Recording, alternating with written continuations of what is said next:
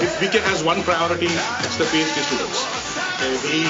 He has always been, their strongest advocate and always trying to make sure they get the best and they do the best. So I completely agree with what the students said. Okay, now a surprise item for VK. He doesn't know about this, but his daughter is going to come and talk about the dad. No. Okay? Don't be nervous.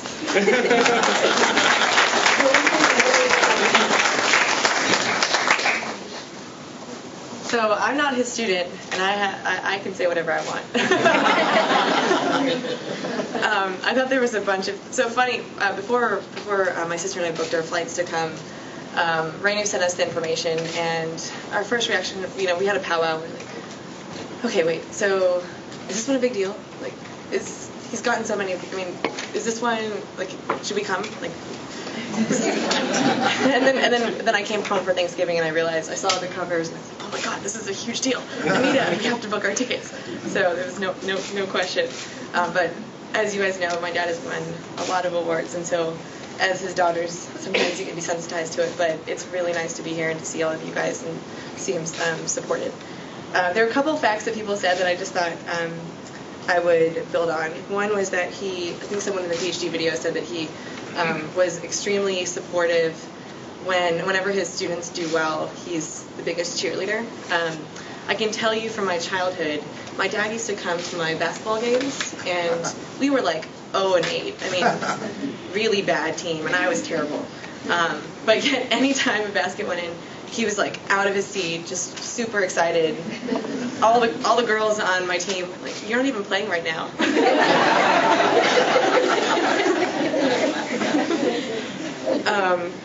Reading. So he is up to speed on, as you guys know, everything that goes on in the marketing industry. He's also up to speed on everything in the world. When I came home from Thanksgiving, he asked me, he's like, did you know that Justin Bieber broke up with Selena Gomez? I did, actually. Someone made fun of his BlackBerry. Did you know there was a time he had 2? So I think one, Rainu, someone mentioned, I think Professor Shet, you acknowledged Rainu, and I think you guys know that Dad doesn't sleep. Rainu doesn't sleep. She gets even less sleep than he does because she's what makes him function and a single every day. So thank you to all that you do and all that you do for us.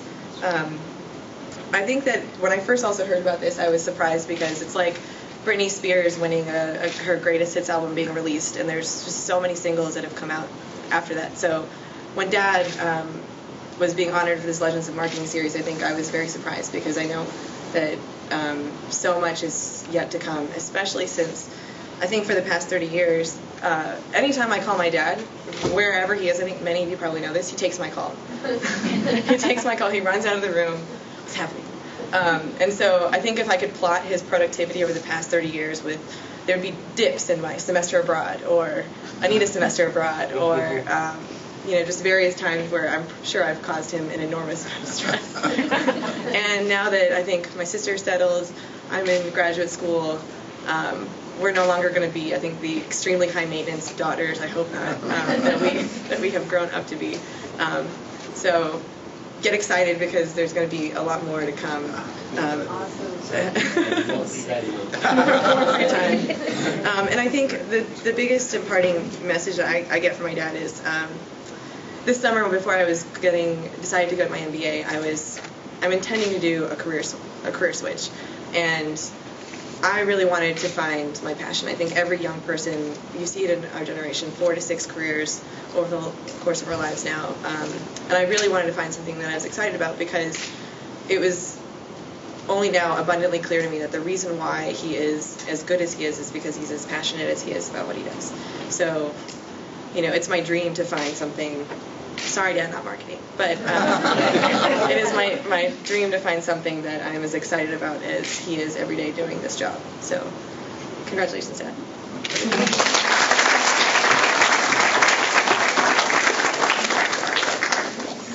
And I guess both of you know that he's really proud of you. And especially now that you're joining Harvard Business School to start your MBA program. She's already there. And he has told all of us about it. We all know about it. That's how proud he is. Multiple times. Yeah, multiple times.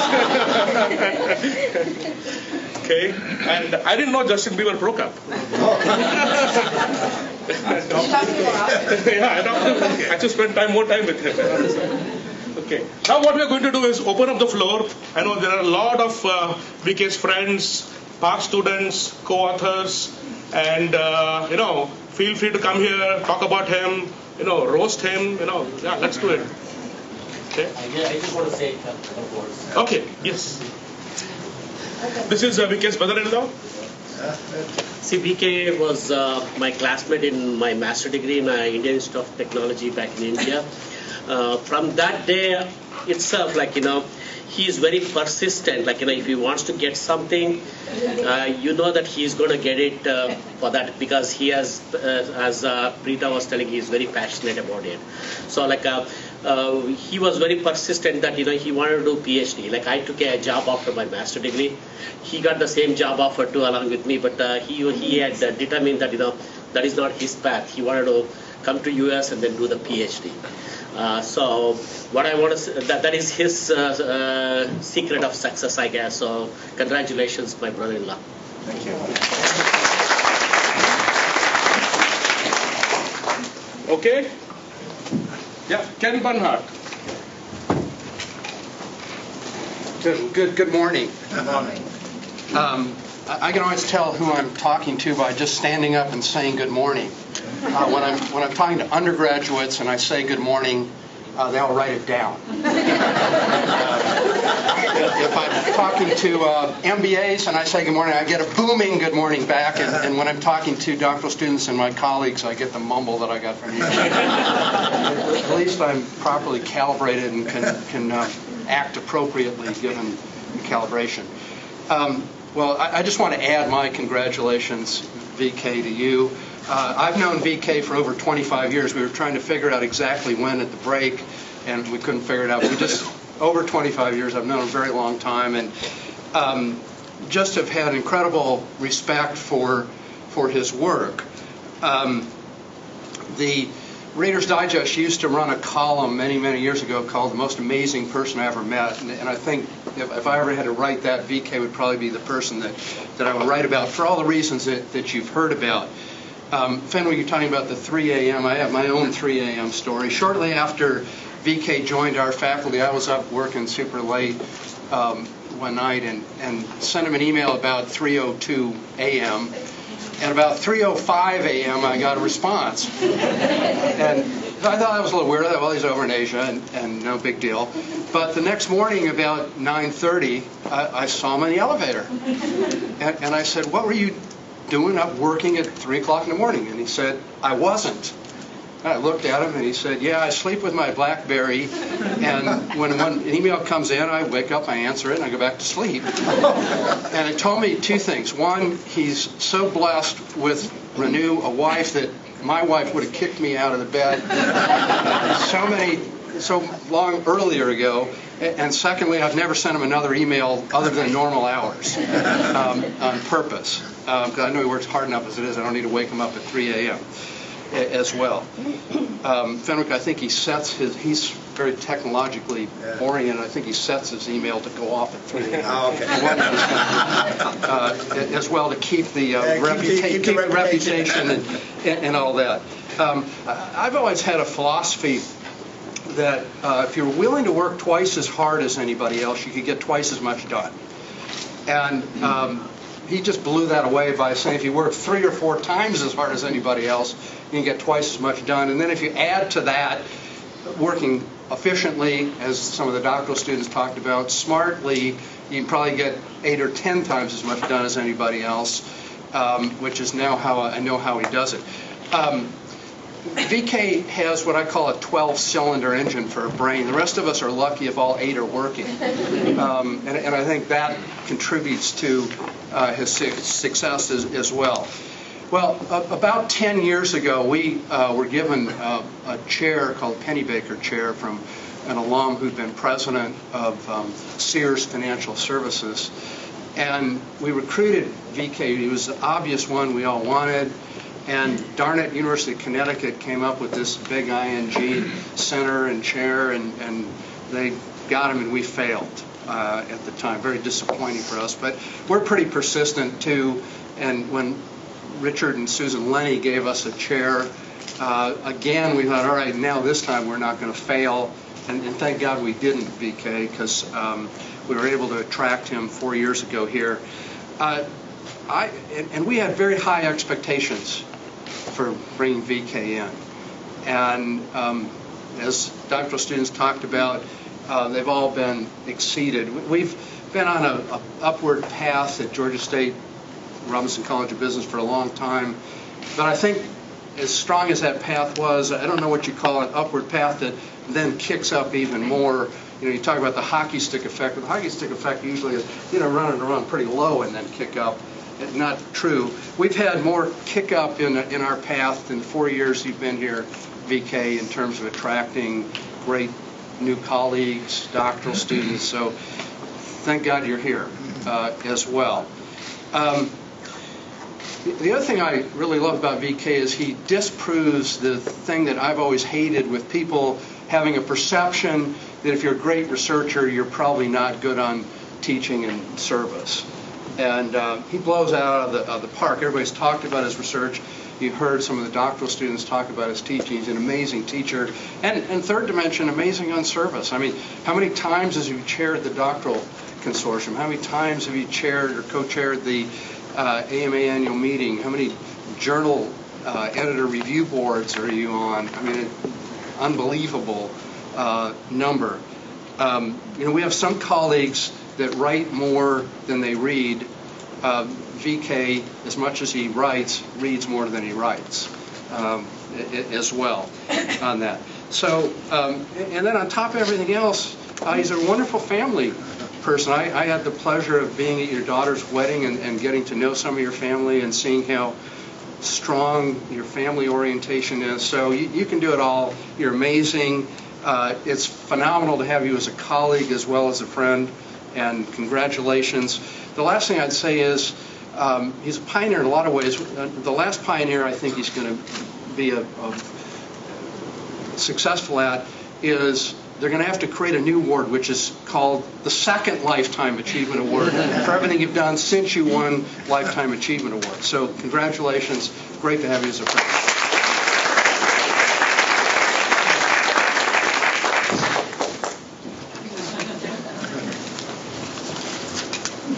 This is VK's sister. I'm Shanti Prasad. I didn't know that anybody can speak here. Maybe I could have prepared something really well. But I just wanted to, everybody talks about VK as a professor. Pretty talked about VK as a dad and your mentor, everything. But I just wanted to talk to you guys as a brother, okay? I think when you really, for a brother and sister to talk, like over the phone, if anybody, if there is a record to beat, we would have beaten the record already. Because he's one of those brothers who calls me every day. And he asked me once, I have a nickname, Vijay. So he's like, Vijima, what do you want? Then I said, just keep calling me and, just asking me how I'm doing. That's all I want. And he has kept that up. And it's come to a point where my husband, he always teases me, did your buyer call you? He hasn't called you yet. I'm like, it's not over yet.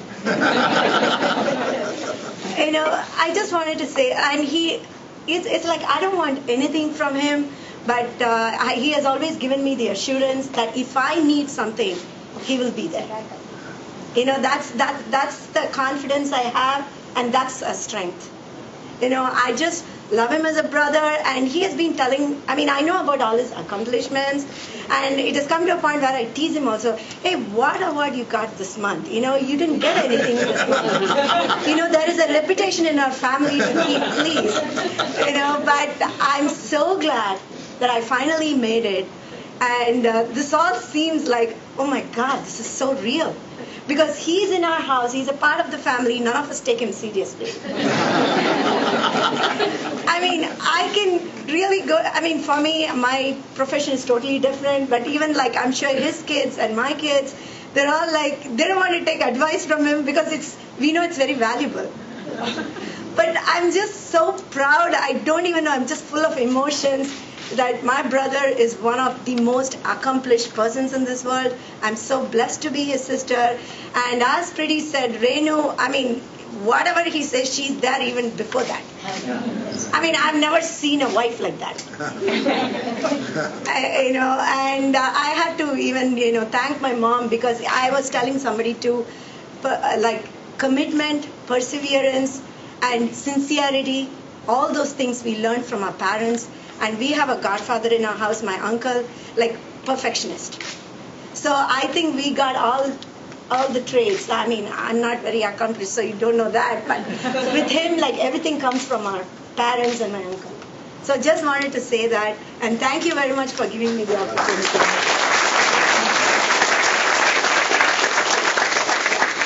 If I'm not mistaken, VK also calls his mom every day at 9 o'clock in the evening. Okay. Yeah, Werner, his first student. Yes, hello everybody, I'm Werner Reinhardt. Am I your first PhD student? No. Okay. So, I'm out of the program, so I can talk. I was a PhD student from 95 till 99. And you're the first award-winning doctoral student. Yeah. And to me, today, this is like a time journey here. I mean, honestly, I'm sitting there and listening to these statements, and many of these I can put into context. So in this sense, I enjoy it. I enjoy it myself. I enjoy it for you. I really have to say. So I'm glad I came over from Germany to be here. My office was opposite his office. And many of you know, actually I would like to know how he is today for the PhD students. At the time, by definition, you didn't know this when you became a PhD student, but you're owned. You're owned. That is part of being in a PhD program. You just don't know when you come in. So I would like to know how it is today, but apart from that, I figured it out. My office was opposite of his, and looking back today, I think the work we did together, to interpret this, I think we were actually a very good tag team. Understanding this today, I didn't understand at the time. So he is very clever, very hardworking, dedicated. Here came the German precision along, the reliability. So when he asked me something, I thought this was the law. So he asked me something to do, I had to do it. There was no way around it, so I did it. So today I understand that this was also part of the story behind our working together, and I really appreciate this and look back to this in a very good sense. 3 short things I want to say. The first thing, my colleague at INSEAD, I joined INSEAD in Fontainebleau after the University of Houston. My colleague at INSEAD, Aaron Anderson, said, if you put 10 professors in a room, or 50 or 100, and look for the common trait, she said, you don't find one. Except one, which is perseverance. Now, yes, maybe professors are good in perseverance. He is perseverance squared. Yeah. So there is the 1% which stands out of that pool. Point number 1. Point number 2, when you work with PhD students, I think it's not the best way to constantly hold their hands. In fact, you have to throw them into the water. And this is, I think, what VK did, and from which you learn a lot as a PhD student, I believe. But when you need him, he needs to be there. And I think that also was a defining criteria about VK. Yeah? So it's not about always taking care of somebody, but you have to be there when you need him. Yeah? And else you have to learn to swim, which is very important. And third, there was quite a bit spoken about him raising PhD students. It is very nice as a PhD student to see the advisor rise. So I really enjoyed that. Thank you very much, VK.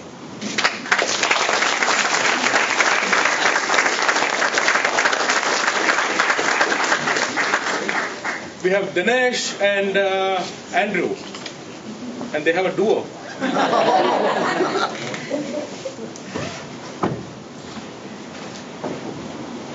So I got an email from Dinesh Tuesday, and he said, we're going to get up together and tag team, and he's already signed our dissertations years ago.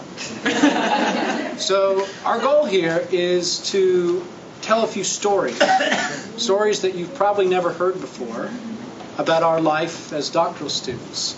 And hopefully at the end, each will have some sort of key takeaway, which is what we always have at the end of all of our slides. We'll have some key takeaways about what VK meant to us as students and how he's helped us in our life. So, sure. So, I have no notes, because I can keep going on and on. There are so many stories, but let me begin with the first one, which was first year of my PhD program. Okay, new doctoral student. I had some work, I was in Connecticut, I had some work in Stamford, Connecticut. I was driving back, okay, and cell phone rings, VK's on the other line. I said, hi VK, hello VK, and there's no hello from his side. He's, where are you? 3 words. Okay, so I said, yeah, I'm returning back, to school. I'm coming back from Stamford. No. Which exit are you at? Okay, all right, So I looked out, out of my window. I mean, I wasn't even paying attention. Looked out because I knew there was some time, before I reached Connecticut. Stores. And so I looked outside and I said, oh, all right, there's a sign, exit 42. So I told him, VK, I'm near exit 42 on I-95. So he said, it was a silence for like 5 seconds on the other side. And he came back and he said, okay, you will be in school in 57 minutes. I'll see you then. What kind of a time estimation is that? 1 hour, 45 minutes, 57 minutes? I said, yeah, right. I continued driving, okay? But I was curious, okay, that, how did he come with this number of 57 minutes? So I looked at my watch casually and I said, okay, let me see.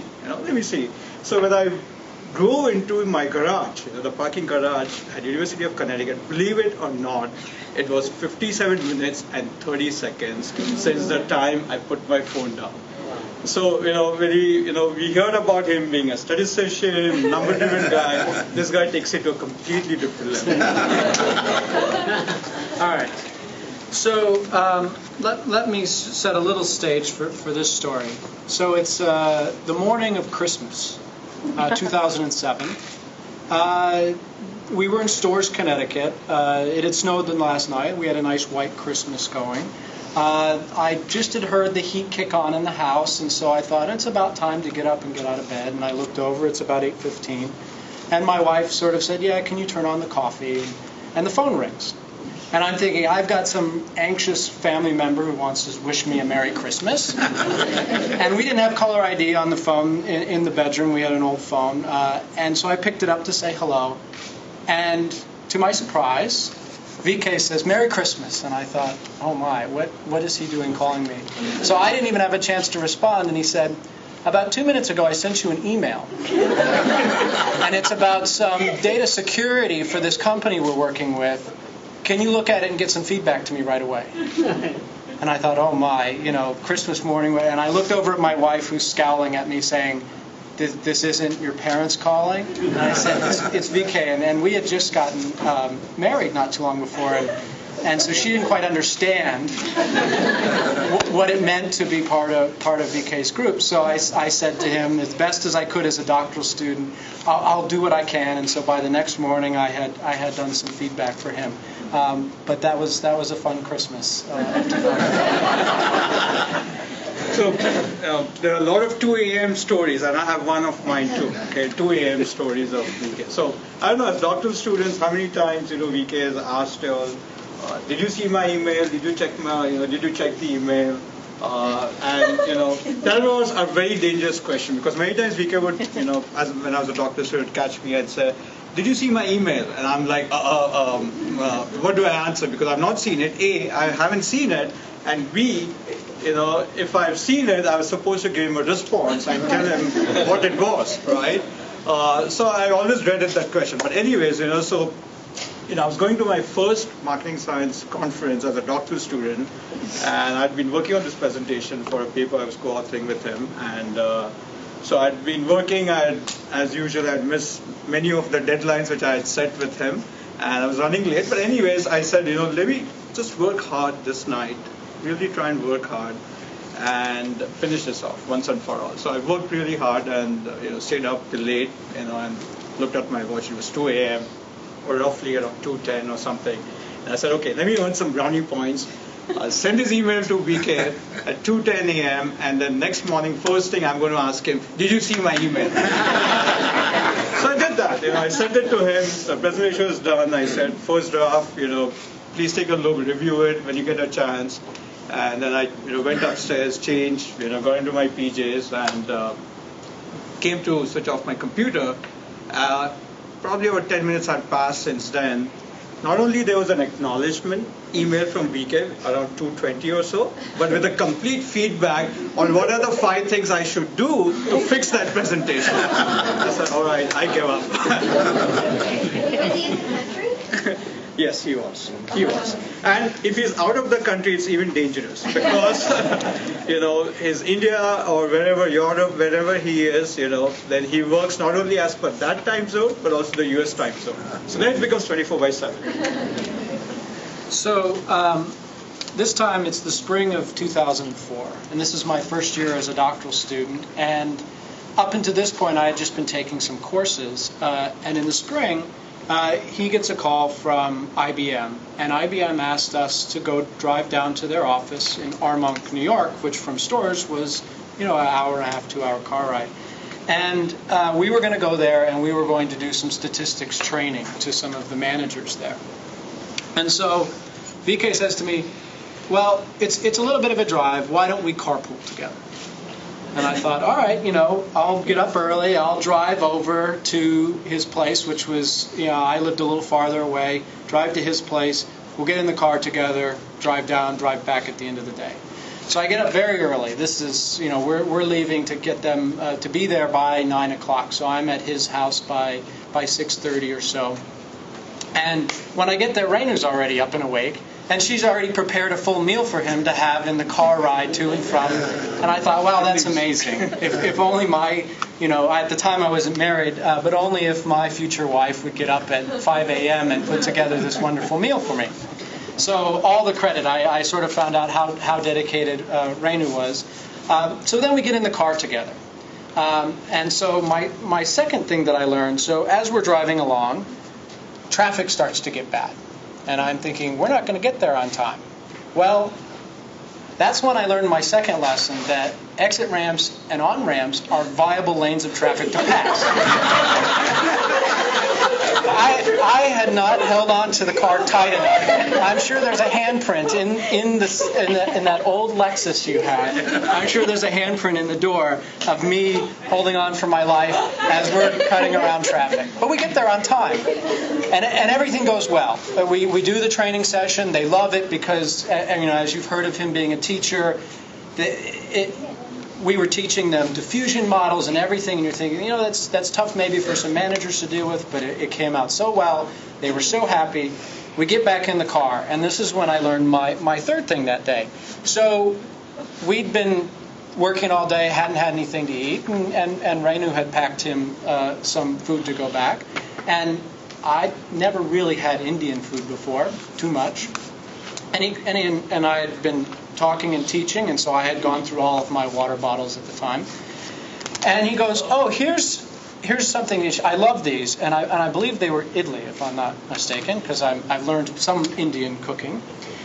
And that was the day that I learned what gunpowder was. She had put so much in the middle.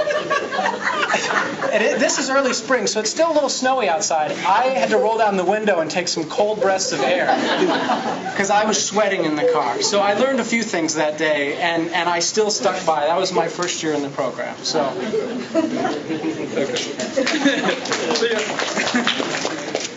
Imagine the scenario, okay? You walk into VK's office and he's looking extremely upset. He's very upset. And so what could be wrong? Okay, some of you are his doctoral students, most of you are his colleagues, close friends. What do you think could have possibly gone wrong, right? So let me help you out. Okay, three choices, multiple choice.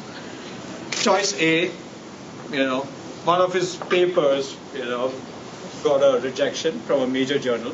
Okay. Option B, he did not get the 15th Lifetime Achievement Award that he was expecting. Okay. Or option C, his internet connection was down. Absolutely right. Nothing upsets VK more than having his internet connection down or losing his network coverage on his cell phone. Okay? Yes. Nothing, right? So he is so particular about it. If either of that goes down, all hell breaks loose. Okay? So you do not want to be around VK when his internet connection is down. Okay? And that kind of goes back to all these 2 a.m. stories and his dedication towards how prompt he is, right? So here's another thing, another scenario which I'm throwing, and you send an email to VK, okay, and it's been about 12 hours, that you've not heard back. What do you do? What would you do, right? So again, let me help you out with some options, right? Send him another email reminder that, hey VK, did you, check my email? Just reminding, maybe you didn't get it. Option B, try calling him. Option C, look up his travel schedule or teaching schedule. The chances are he's traveling, so probably he's not checking his email. What do you think? Good. It's a trick question, right? This is what I would do. I would call 911. It is impossible, okay, virtually impossible, right, to not hear back from VK when you send an email, okay? Many times when I'm sending an email, it's like an autoresponder, okay, that comes in with a full response, okay, to what I've asked him. Okay, that's the level of promptness that he works with and the level of efficiency that he works with. All right. So we've told some stories that might be a little more on the embarrassing side, but I think we wanted to finish by saying a few things that we learned from him and how getting to know VK made us better people. And the first thing was there's 2 quotes that and I don't know if they're still on your door, but there were 2 quotes on his door in Connecticut that I always remembered. One was, and I always have trouble remembering them word for word, but one was, opportunity is missed by most people because it's dressed in overalls and looks like hard work. And that's Thomas Edison. And I believe that's still on your door. The other one that was in Connecticut was, if the sign of a cluttered desk is a cluttered mind, what is the sign of an empty desk? And the guy has a very cluttered desk, which is good because it means that he's thinking about things. And I remember those 2 things, and they sort of taught me a lot about just getting in and doing hard work. I think as Werner was saying, you learn that you're owned by your advisor, but when he works hard, it makes it a lot easier for you to work hard and not feel like, you're being, taken advantage of, because he's working side by side with you. He's staying up nights with you, and you feel very good about that. And I'll just tell, my first experience of hard work was the first paper I ever submitted. And I went back to look because I remember over the course of about 3 or 4 months, we had gone back and forth so many times in 3 or 4 months. And the paper, very fortunately, got accepted. And it ended up being the first essay of my dissertation. And I looked in over a 4-month period, we had written together 44 iterations of that paper. And if you look at the first one and you look at the 44th one, they don't look anything alike. I wrote a lot about product returns, and the word product returns is in both of them, but that's about it.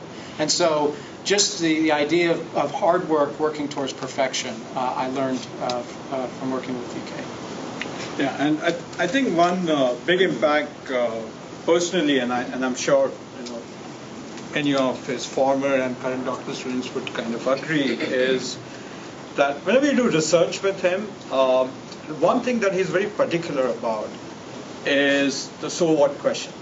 Okay, and so anytime you throw any ideas or you come up with any paper, first draft, rough draft, outline, whatever it is, he will come back and say, so what? Okay, and sometimes you say, I don't know, can I come back to you later? But what it has done is that it's become so hardwired now in our minds that anytime we think of research, we first think of the problem, the managerial problem that you want to solve, and then think, what kind of data can I get? What kind of a model would make it work? And then think backwards, which we've heard at many academic conferences. That's the way it should be, but seldom it is, And I'm very fortunate, to be able to have worked with VK, because at the end of the day, you really feel you feel that you've done some research that's really meaningful, and that's one thing. And obviously, perseverance, everything that you've heard before, all holds.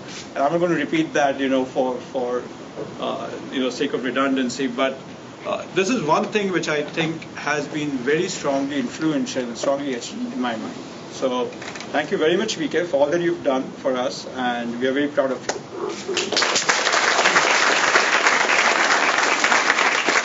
And so I'll just finish by saying the last thing, and I think the most important thing that I learned working with VK was about family, and I think a lot of people have mentioned that before.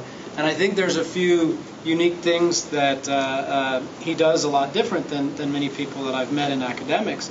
And that is, you come in to be his PhD student, and he sort of implies to you that you're one of his children. And you don't really know how legitimate that is until, the years you spend with him, that you almost become one of his children, and you almost say dad to him. But it's interesting because you get that mindset of it needs to be family, to the point that we do work, and so the more serious comment I'll make about that is I've had the opportunity and to work with VK, but also work with his father in academics. And so Bob, VK, and I have sort of had multiple papers that we've worked on where it's grandfather, father, son. And that's really meant a lot because it's sort of shown that everybody stays together. The lighter side of it is he's trying to convince my children that they're his grandchildren. And he tells me that if you need them to stop crying, bring them over to Uncle VK. And he already asked my 3.5-year-old daughter when she was applying to his PhD program. She's very close to me. Tell her. Yeah, She go to me, not to me. She when things are awry, she runs to him, and it drives my wife crazy. But he is all about family. And I'll finish with one last thing. At the time, I didn't know what it meant until I realized, getting through the academic process. The day that I showed up in his office when I was applying to the PhD program, and I don't know if you remember this, he said, "What do you want to do with your career?" And I'm an undergraduate at the University of North Carolina at Chapel Hill, so I've been a Tar Heel for a very long time. And I looked at him not thinking about it and said, if I decide to work with you, I want you to guarantee me that you can get me back to the University of Chapel Hill, or University of North Carolina at Chapel Hill. And he sort of looked at me like, okay, we'll do what we can.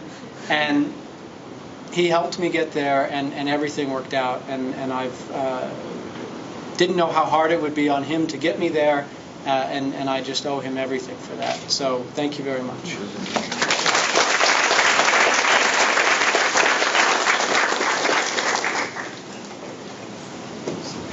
We have Terry, is that right?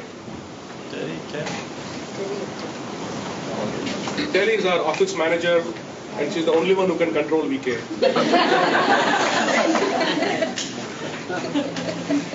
Well, everybody's talked about the academic side, so I can talk about the administrative side. I became business manager about the same time he arrived, and there was 2 filing cabinets for all the faculty in marketing. And so I made my file folder for VK, and kept growing and growing, and oh gosh, I have to do another file cabinet. So there's 2 filing cabinets for all the professors, and then there's 1 filing cabinet for VK. So he produces a lot. Due to travel, disbursements, foundation, hiring the GRAs, PH students, I mean, it goes on and on and on. And when he's away on travel, he stays connected. When Naveen Dontu goes away, he does what needs to be done. You know he's away. And then he comes back, which is also my boss, Naveen Othu, and he's like, do you have anything for me to sign? And I'm like, I've been working for VK the whole time you've been gone. So the main thing when he first came here, there were some pros and cons that I had to tell him about. Normally I got a phone call from him, and he would ask me to do something, and I would be like, okay, that's never been done before, but let's see how we can make this happen. So I get on the phone, I initiate everything. 3 days later, he's calling me back, asking me, well, what's the status? And I'm like, well, let me explain to you the pros and cons here. You came from a small university where things happen probably within 24 hours. That's the con. The pro is you can walk across the street and get Indian food at Georgia State University. So it takes a little longer, but things do happen. And all the other staff who ask me, and they're like, oh, you work for Dr. Kumar. And they're like, I've heard he's very demanding. And I'm like, I don't say that about VK at all. If I have one word to say about VK, he's a very gracious man. So you're an honor to work for.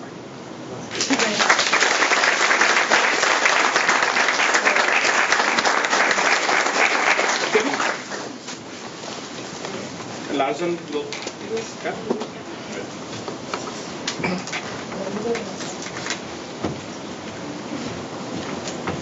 Well, I want to start by saying that I love DK's wife, and because she is so much fun, and she makes VK a lot of fun.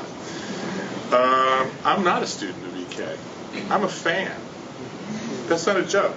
I'm in industry, and I was sending out papers to my clients all the time that had one common name on them, V. Kumar.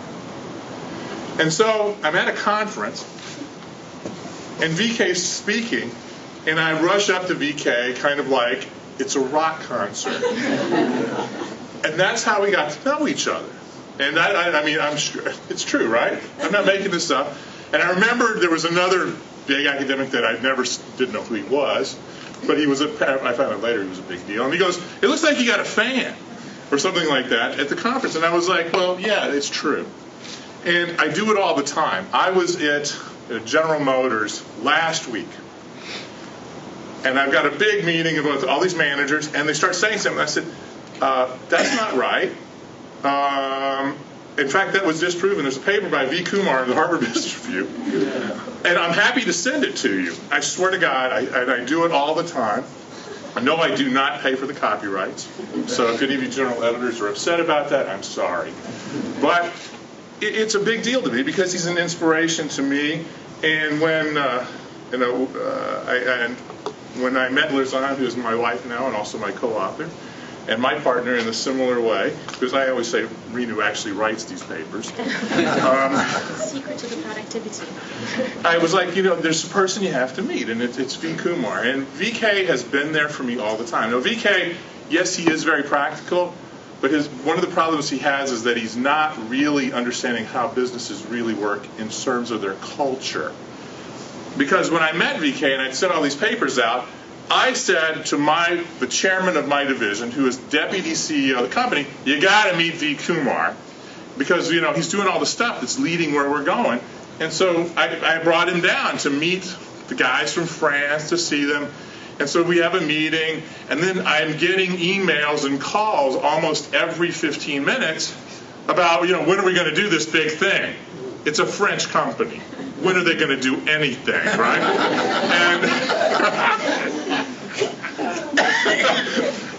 But they, it was great because it really opened the eyes of my business, my colleagues, and it's changed the way we run our operation. It really has, because they're required. There's only a couple of people that are required to read. They're required to read anything I write, and they're required to read anything he writes.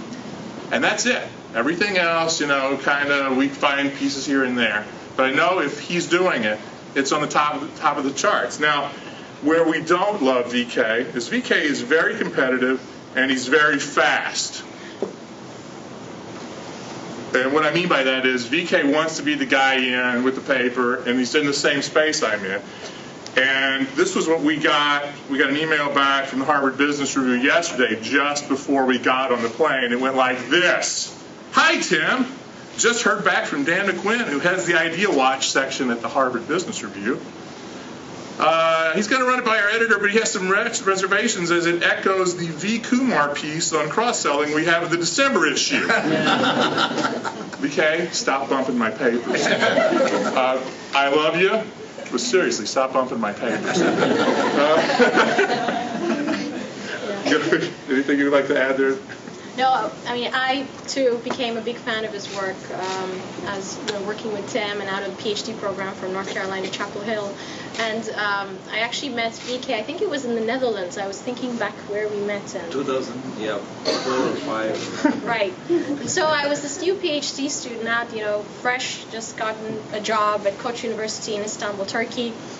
And so we give this talk about loyalty. That's our specialization. And we just keep citing VK, as VK said, and as VK's paper. So, and he was in the audience there, and so he's been a huge inspiration for all of the work that we do. But more than that, I think when I approached him as a new faculty member, as a new PhD, you're sort of always a bit nervous when you're going to meet someone who's such a big deal. But I was just so amazed to find what a nice person, what a down-to-earth person VK was, and Renu for that matter. I mean, I was just lucky to meet you guys at the same conference. And so that just, through the years, stuck with me. And that's, the things that come to my mind when you say VK is obviously brilliant, super productive, and everybody's talked about that today. But that one thing I have to say about VK is he's just the nicest person, one of the nicest person I've ever met. And so that was the start of our friendship, and I really feel very lucky to say that VK and call him a friend. Absolutely. There are a lot of smart people. Yes, but his spirit is what conquers. Yes. And we love you, and we say that as sincerely as we can possibly mean. Thank you so much for all you've done.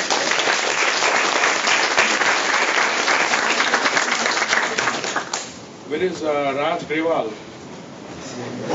Oh, he's hiding. Really, Okay. Well, my relationship with BK is very different. I did not go through anything with him. I'm not his student. We were not even in the same university. I met VK when I had just finished my PhD program, joined as faculty at Washington State University. He was already in Houston. He had a chair, and he came there for a talk. It was a brief meeting, but I really came to know VK maybe 5-6 years ago. So I haven't really known him for that long. Lot has been said about him here, so I'm not going to repeat that. All his accomplishments, 75-page or whatever, 80-page CV. But one thing which has also been said, and I just want to reiterate that, is that VK is a very nice guy, and I'm saying that, and I know that I'm going to regret this because he's going to rub it in that I said this. But he's a really nice guy. He will create time for you. It's like he has so many things going on. He's working with firms. He's publishing so many things, and you give him a call, and he will never not take it. He will never not return your call. I have called him, and his same number rings in India, and he says, "Oh, I'm in India. Can I give you a call in 5 minutes or something?" So he'll always take your call. So that's the one thing I kind of take away, is that he's all in all a nice guy. He's all in all a good friend to have, and you can pull his leg and he doesn't get upset by it. So try it out. So congrats, VK. Really happy for you, and I'm sure there's a lot more in the future. So thank you.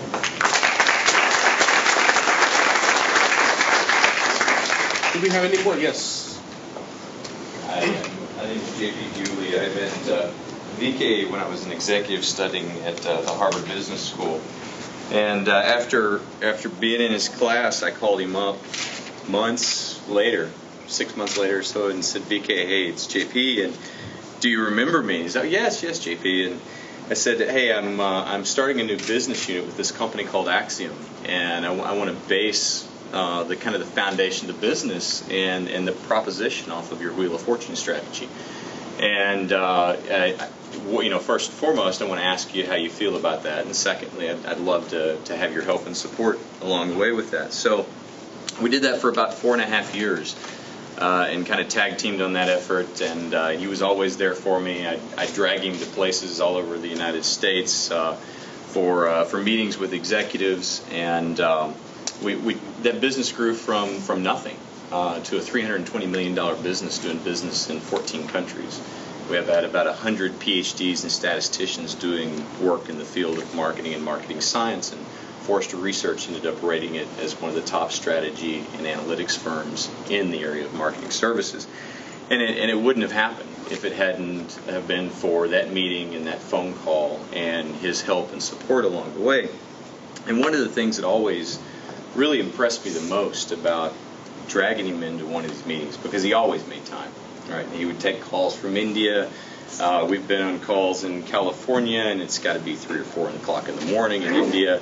He'd hop on a plane, he'd go with me to these meetings, and it was, you set up these meetings and you're like, well, we're going to bring in Dr. V. Kumar, and they're like, oh yeah, I've read his work, and they set down the most recent Harvard Business Review, and they're really, really excited to meet him, because these executives, they're top in their field, they're running billion-dollar P&Ls, and they're following VK's work, and they're so excited to get to meet this guy finally.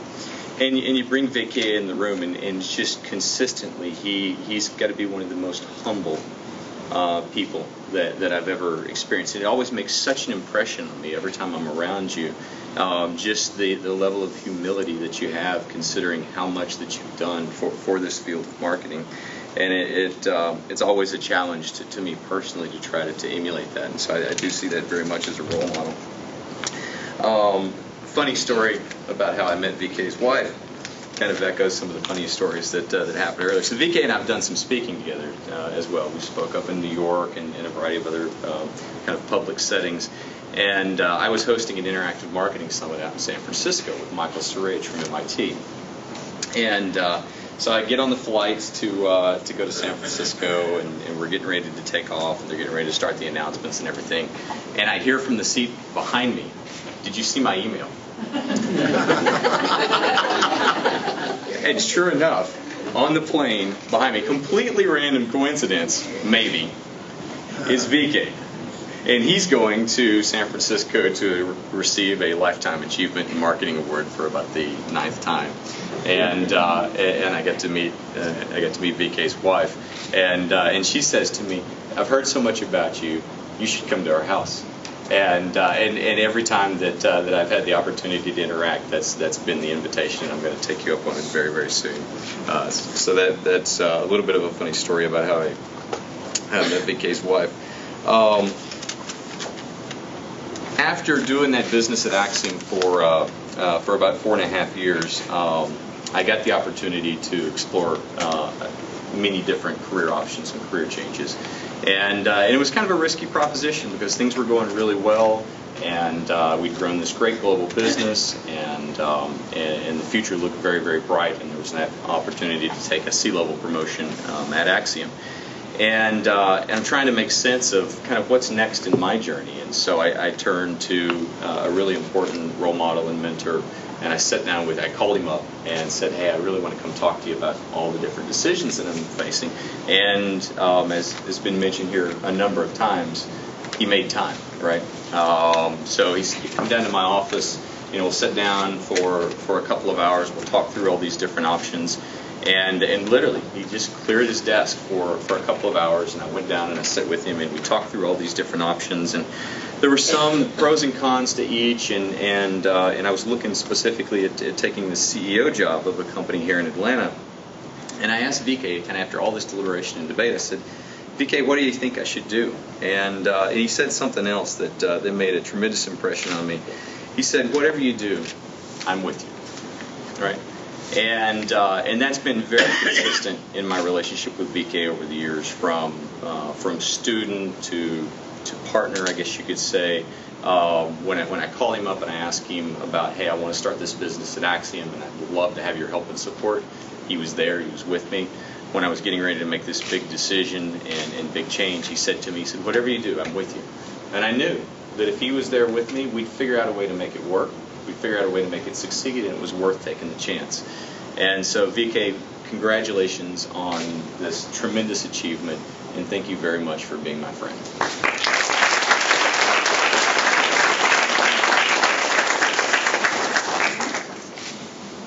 Okay.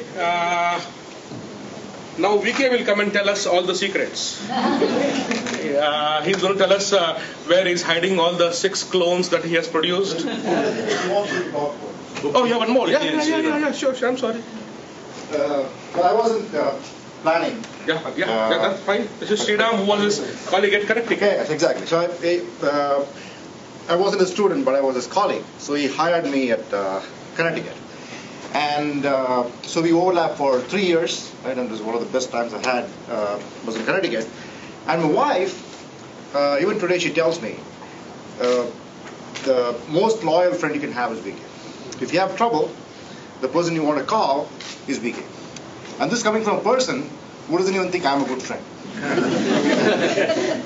And there's a story behind it, right? So if you don't know, VK and I come from the same part of India.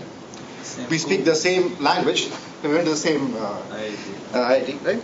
And so we have, so there was this, when I was at UConn, there was this cultural organization for our, from our part of India called Tamil Sangam, right? And it was in Connecticut. And there was an election going on. Think about academics fighting about inconsequential things. And here was an election for something which is not very rewarding, but then there were 2 people fighting for it, right? And unfortunately for the opponent, the other person was a friend of VK's. And she had to get votes to win the election. And so VK, she went to VK. Right? And VK, as you know, is very influential. So VK then rounds up a lot of people. He calls up everyone. He makes frantically making phone calls in between writing papers and tries to get people to come and vote. And so one of the people he rounded up was me and my wife. And so we all went there, and to long story short, the person he was supporting won. Now the irony is this: my wife, one of the people who voted was Danish, and he was not even Tamil.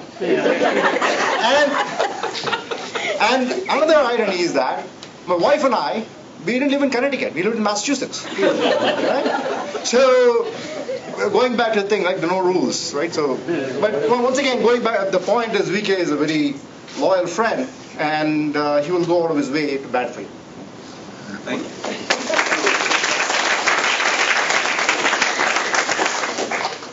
Is there anybody else? PK. Yeah, PK. Just in a quick, very nice. 1 or 2 minutes here. You know, most of you have talked about the awards that VK has won. Now, you know, we looked at his past record in winning this Practice Prize awards. And we said, you know, during the time when we applied for Practice Prize award, we said, well, let's go and check to see who has won this, who's been the finalist for these awards very often. And then we can go and reverse engineer that. It's not a big thing, right? So we went and looked at all his finalist papers and looked and said, oh, we can do this, we can do this. And then we went around and said, it can all be done. And then we came to the impact fact, right? The impact portion, you know, the executive of the company with whom you work has to give a testimony as to how this work has really made an impact on the company. And we said, well, we can replicate all the other stuff, but that one is going to be a problem, right? And that's a testimony to his quality of work. It not only very high quality work, academics really take very much pride in replicating and doing similar high quality work. But the impact part is not easy to come. And I think to his credit, he has made these techniques so easy to understand for people in industry so that they see the value of it and he's able to actually apply them in industry and create an impact, which I think is really befitting the Legends in Marketing Award that he's got. Again, he's a great friend. On one little thing, my PhD student was sitting in my office And I had just called VK just a few minutes ago, and he was returning my call. And I picked up the phone, and I was talking to him. And my PhD student looked at me and said, "Who are you talking to?" And I said, "This is V. Kumar." And she said, "You know VK?" I said, "Yeah." And her respect for me has really increased. Right? So this is, you come under the sphere of his influence, your stock goes up.